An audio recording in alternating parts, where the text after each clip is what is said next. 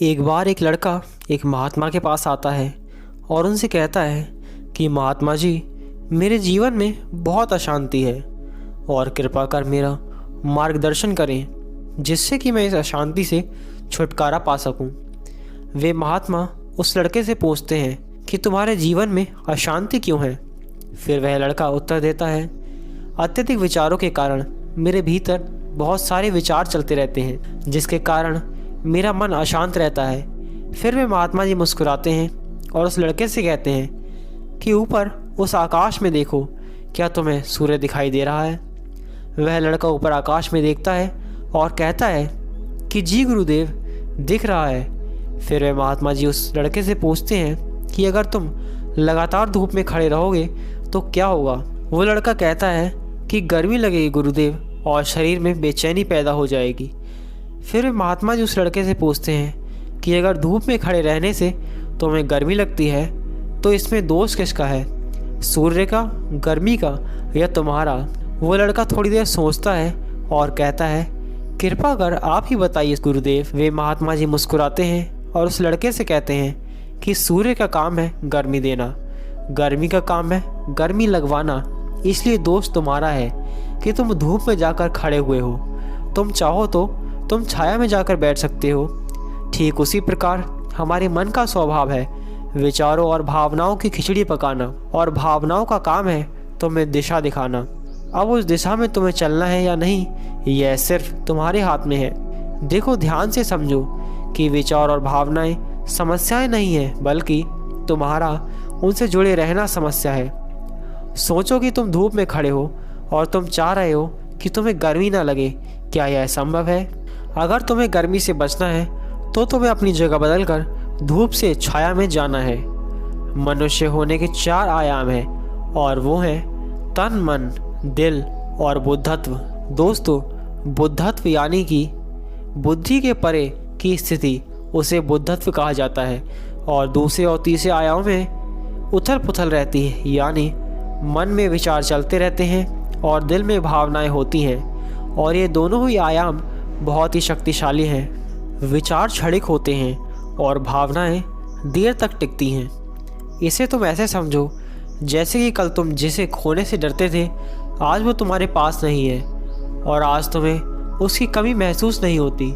कुछ समय तक हुई थी लेकिन अब नहीं हो रही, क्योंकि भावनाओं को अलग होने में थोड़ा समय लगता है। विचार तुरंत बदल जाते हैं, जैसे अभी तुम कुछ और सोच रहे थे और थोड़ी देर बाद कुछ और सोचने लग जाओगे। इन भावनाओं के कारण ही तुम्हें किसी से प्रेम हो जाता है और वही प्रेम नफरत में बदल जाता है, मित्र ही शत्रु बन जाता है। उसके बाद वह लड़का उन महात्मा जी से कहता है कि फिर उपाय क्या है।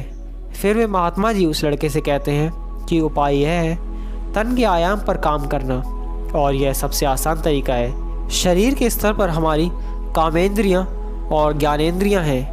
हमारी कामेंद्रियां हैं कर्म से जुड़ी हुई और ज्ञानेंद्रियां ज्ञान से जुड़ी हुई हैं। इनके प्रति हम अपनी संवेदनशीलता को बढ़ा सकते हैं। इसका मतलब यह है कि हम जो भी कार्य करें उसे आनंद के साथ कर सकते हैं। जैसे अगर हम पानी पी रहे हैं तो उसे पूरी तरह पानी ही पियो, यानी पानी पीने में अपना 100% दो।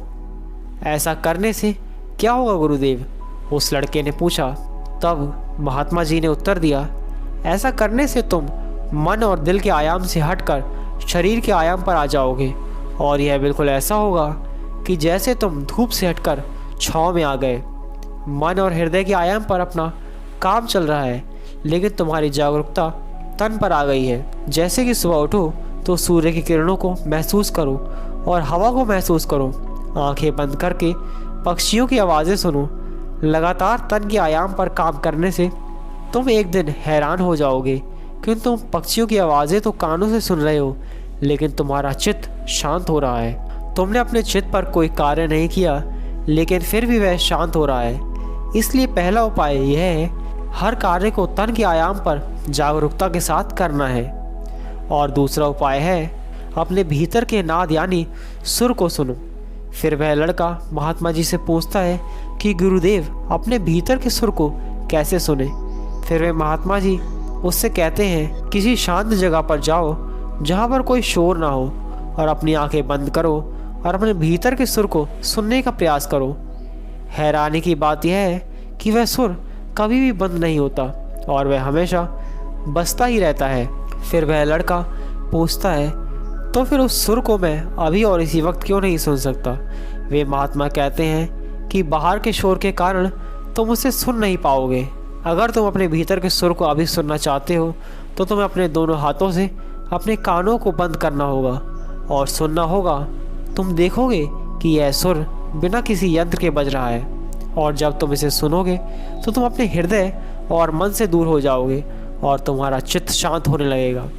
एक बात हमेशा याद रखना कि मन सबसे ज़्यादा सक्रिय तभी होता है जब इसे तुम्हारे द्वारा ऊर्जा मिलती है। अगर तुम अपनी ऊर्जा को अपने तन और अपने भीतर के सुर को सुनने पर लगाओगे तो तुम्हारा मन कैसे सक्रिय होगा?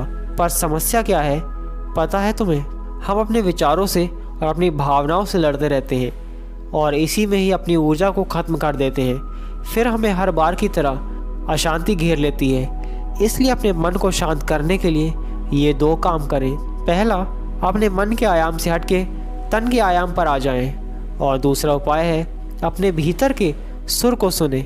दोस्तों, वह लड़का तो उन महात्मा की बातों को समझ जाता है, लेकिन क्या आप समझ पाए हैं? यह हमें नीचे कमेंट बॉक्स में कमेंट करके ज़रूर बताएं। और अगर ये आपको कहानी अच्छी लगी हो तो वीडियो को लाइक करें, शेयर करें और कमेंट करें और चैनल को सब्सक्राइब करें। तो चलिए मिलते हैं एक और ज्ञानवर्धक कहानी में। तब तक के लिए देखते रहिए रोज़ इंस्पायर्ड।